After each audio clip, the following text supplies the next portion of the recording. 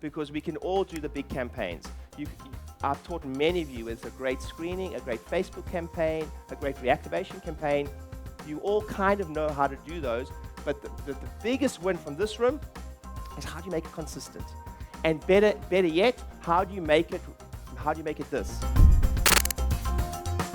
I have got 15 minutes with you guys, and this section is fast and it is furious, okay? Now, we do this every single conference, and I'll do it for the rest of my life. And even when I'm preparing it, honestly, I'm like, oh, should I do it again? Are they going to want to hear it? Do they need it again? And then I had my first platinum class. And here's what I learned from our first platinum class. Is how many of you been with me? How many have been coaching with me for like close to 2 years? 2 years. Have a look in the room. Cool. 2 years. Okay. So it takes time, yes? And until we drag you in that room, on our call you're like, I have never implemented so much in the last quarter in my life off the back of platinum, right? Because we grabbed you in the room, and this is all we did. All we did for 2 days. For 2 days was one document. One I'm going to teach you now in 30 seconds. That's all we did for 2 days. So it takes time. Everyone say, it takes time. I've been implementing these structures in my business for like between 5 and 7 years, and I'm still not there. You guys understand? So it takes time. So I'm going to run through the fundamentals with you now, how we grow in my group, and a couple of things. It's 3 magic, if you will, flip charts. The first one is, whenever you come into my world or any real guru, when it comes to, they're really good at helping. By guru, I mean someone who's really good at getting the best out of people. You understand? There is, the word educate comes from the Latin word to educe, okay? Educare. And it means to draw out, not shove in, which means that I'm sitting in front of a group of people that all have genius within them. You guys understand, yes? I don't have to, you guys are well educated. I just need to point in the right direction. And my job is always to get you from a 0 to a 7 or 8 fast. I'm pretty good at that. You guys agree? Yes? Hello? Yes. Cool. So here's what I'm going to ask you to play along with me. A couple of things you're going to need. Number one, if you're going to grow, everyone say, I want to grow. You're going to need some type of BD. BD stands for business development, right? Very undertaught in the chiropractic industry or healthcare industry. We are shit at this. We are bad at this. I was the lecturer. Funny story. In my university, we had one morning, which was business and jurisprudence. One morning, one lecture in 5 years on business. 3 hours on business. Did any of you guys have much more at your universities? Less. A little bit more. Whole course. A year? It was over a year, yeah. So that's a lot better than a lot of universities. But you understand that business development is very, very important and we don't talk about it enough in chiropractic. It's like a bad word when we talk about money or numbers, and then you start getting things like, how many of you ever heard this from your team before? It's not like it used to. And you go, yeah, I know. Good. It means we're changing. Everyone say, we're changing. It's supposed to not be like it used to be, or else we're going to get the results that we used to. So it's supposed to be different. But then you've got to talk about the business has changed, the roles changed, so those are different conversations. But the first thing is BD. But honestly, the people that get the biggest growth and the mentors that get the biggest growth from their participants are the ones that have incorporated both BD and PD. Yeah, which is personal development. So again, everything I'm teaching here, I hope you can model in your own business. So I'm teaching to you as delegates that I'm hoping to get the best out of you, to bring out more of your genius. But I know if you want to achieve big things, raise your hand and say, I. You're also going to have to incorporate this in your business. You have to incorporate this in your business. In some ways, I've been a bit slack on this in Halsa in the last year or two because I'm quite non-operational now. And we are missing a bit of fluffy in Halsa, a little bit, and unfortunately, I've got to get a little bit back in, etc. We've got a little bit more fluffy, and we've got some PD, and we've got to challenge things. You want the good news or the bad news? Okay. The good news is The good news and the bad news, really, same thing. If you go heavy on PD with any of your teams, some people will jump out the pot. That's the bad news. The good news is some people will jump out the good news and the bad news. If you go heavy on, you guys know that, hey, if you increase accountability, are your team going to like it? No, almost no one likes, including me. Almost nobody likes accountability. Even no one wants to be measured all the time. And that's when you hear things like, oh, it's all about the numbers or the money.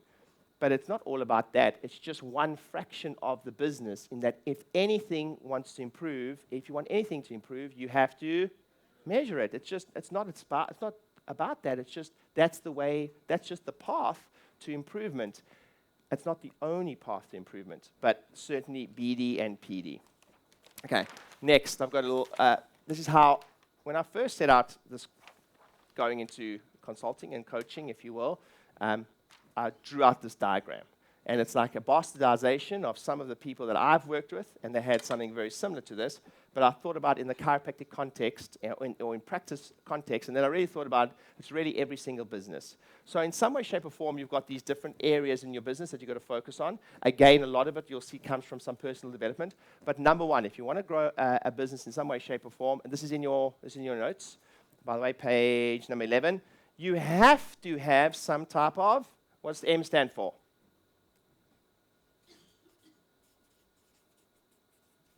Yeah, marketing. Like there has to be a marketing element to your business. I'll probably help you the most here. It's less about the 100 new patient campaigns and more about the consistency. This is where I think most of the group are. How do we build in systems and structures to help with consistency? Because we can all do the big campaigns. I've taught many of you it's a great screening, a great Facebook campaign, a great reactivation campaign. You all kind of know how to do those, but the biggest win from this room is how do you make it consistent? And better yet, how do you make it this?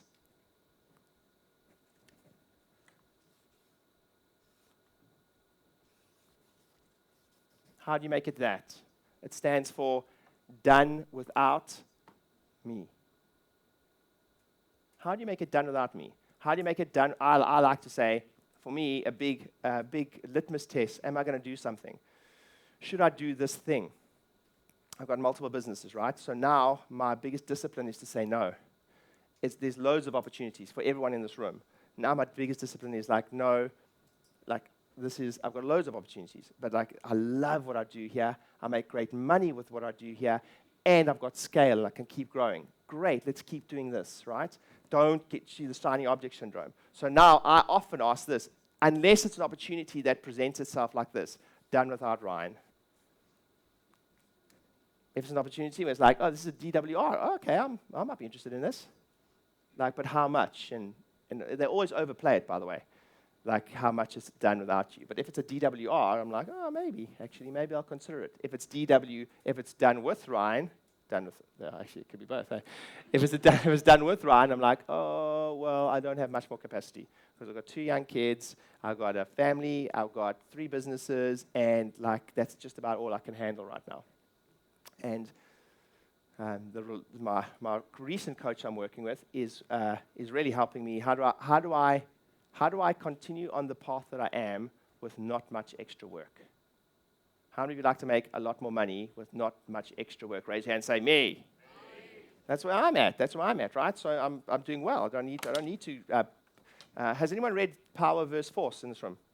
Yeah, so like the difference between power is being able to choose. Everyone say, choice is good. Force is like, I'm pushing all the time. I've got a love-hate relationship with this room, and many of you will have that because you're good pushers. You're good at driving. Everyone say, I'm a driver. I say, I'm a leader. You're good at it, You're good at going, hey, come on, we need the screening, we need it, But how do you make it more balanced so it's coming from a point of power, not force? Because if it's all force, how many of you have felt tired before in practice? Yeah, it's like force. I'm teaching you a piece tomorrow morning. Tomorrow morning's piece, I really prepped a lot for tomorrow's morning's piece because it's about how I don't want to say remove yourself from the business, but how to operate more in power. and it's got everything to do with my next slide, or my next thing I'm going to write down. If you're going to be successful, you absolutely need a team. You need a team.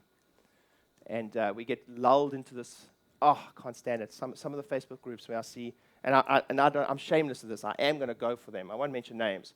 But the idea that you can run a practice with just you, a box on the wall, no CA, no phone, that people just come, no timings, etc.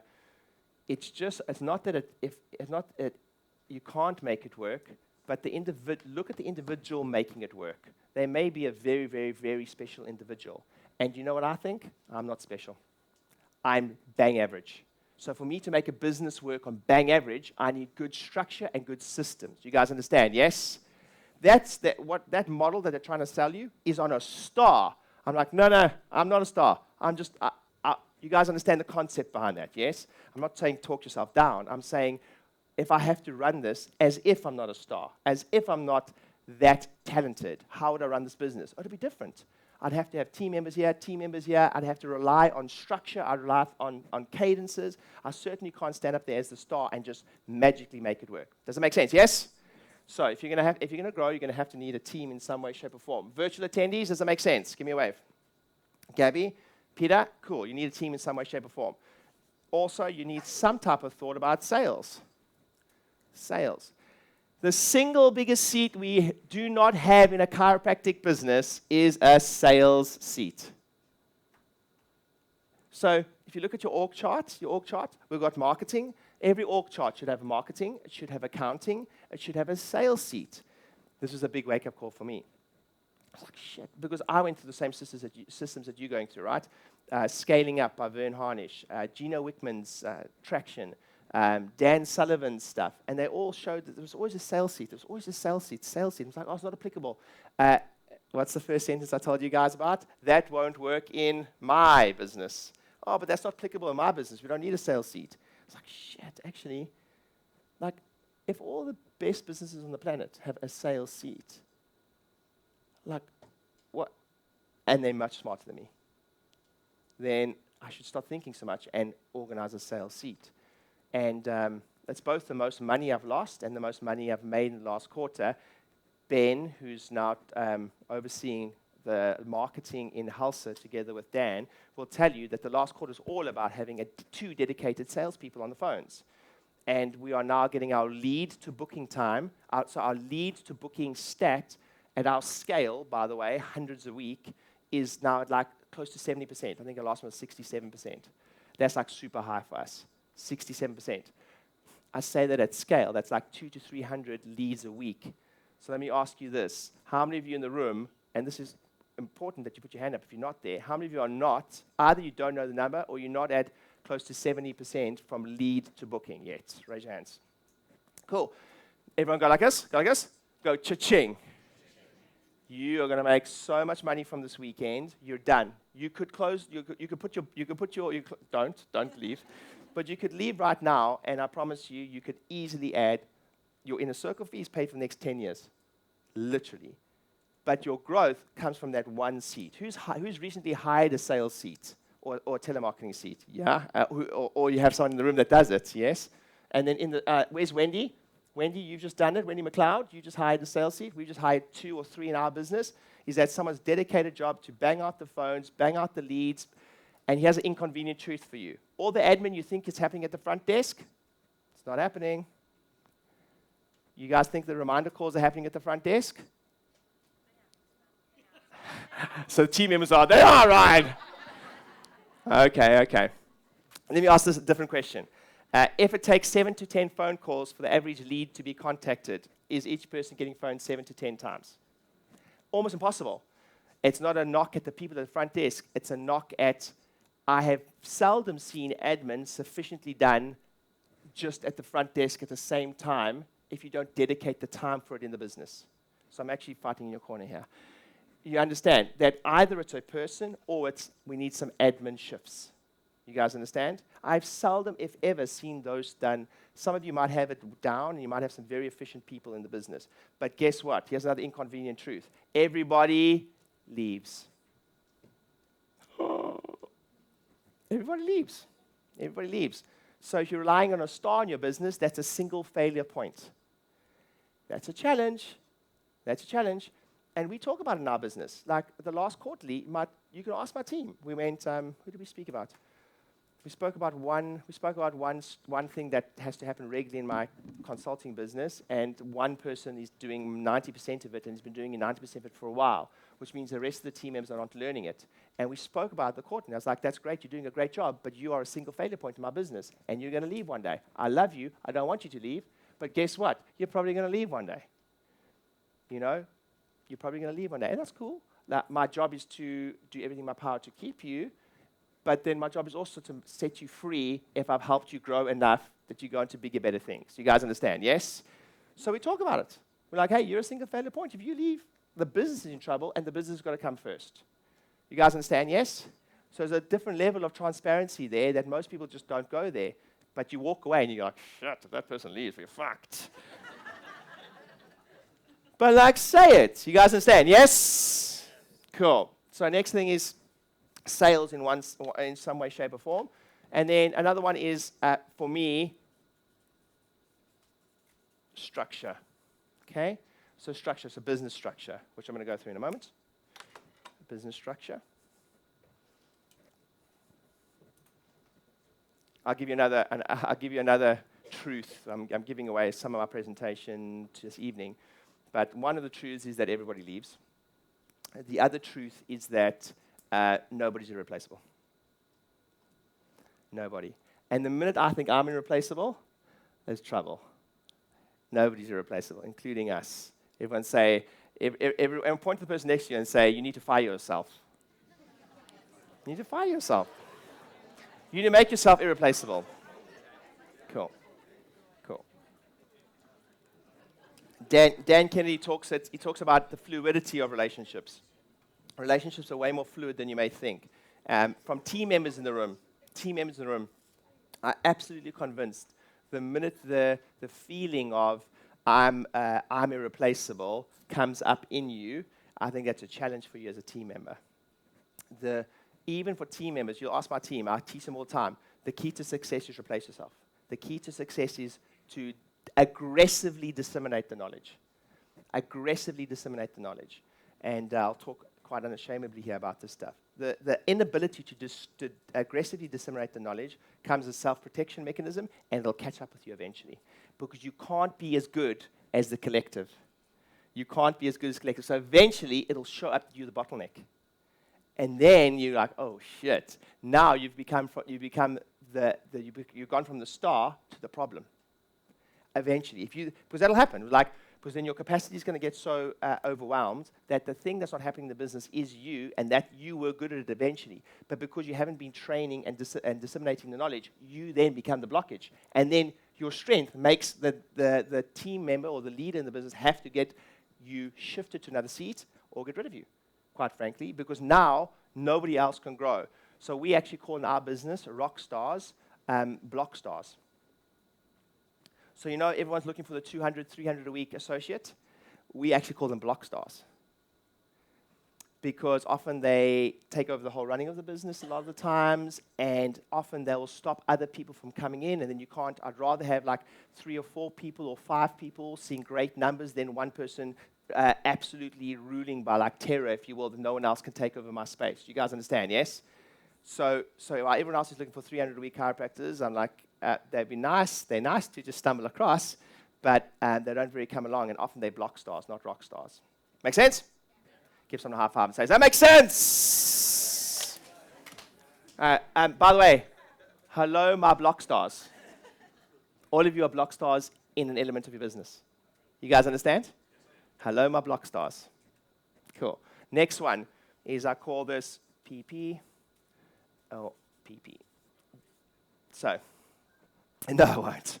So your personal philosophy or your professional philosophy, which forms the foundations to hold it all together, or what Blair calls your self-concept. Hey, Anna. So your self-concept in some way, shape, or form. So your self-concept is your self-ideals, how do you view yourself, a whole bunch of those things. Mac Newton, one of my greatest teachers that I've worked with, says that you will never outperform your self-concept. you will never outperform your self-concept, which is interesting, How do you feel about yourself? How do you, your self-ideals, those things. You'll never outperform your self-concept. So sometimes some of you are going to be good enough at a lot of these things, okay? But sometimes coming to this group, the biggest thing you're going to get is how do I work on self-concept, how to work on a personal philosophy, and then professional philosophy. This is not my space. There are way more people in the room that are way more eloquent and qualified to teach about this. But chiropractic philosophy is the bedrock of how, I remember someone from stage saying this once. Who practices in Germany? Danny. Yeah, I heard him on stage once, and I love this line. He said, you'd have to be an idiot not to put two and two together, that the people that read those type of books succeed more than the people that don't. And you're an idiot. And I remember sitting in the audience, it's like, oh shit, yeah, he's right. Like they all read those books and they get the better results. Like you'd have to be an idiot not to put two and two and two. My opinions of it are irrelevant. Do you guys understand? Yes? They're irrelevant. By the way, as a side note, who is arguably the most famous chiropractor in the world? Dead or alive? Yeah, BJ. Hello? BJ Palmer, right? Who created the most content? BJ Palmer. Who wrote the most books? Just the only reason that BJ's legacy lives on like he does. How many books? How many books? I mean, talk about absolute machine content creator. We're going to talk about content in a moment. There's no surprise that his legacy lives on, is because his content. How many green books? I mean, how many are there? There must be like, I don't even know. I mean, I know I don't own them all, but there's how many? There's 40 green books. Unprintable now. I mean, the content is just insane that someone actually wrote all that stuff. And I want to think about your legacy when it comes from a business perspective. It's going to come off the back of some content.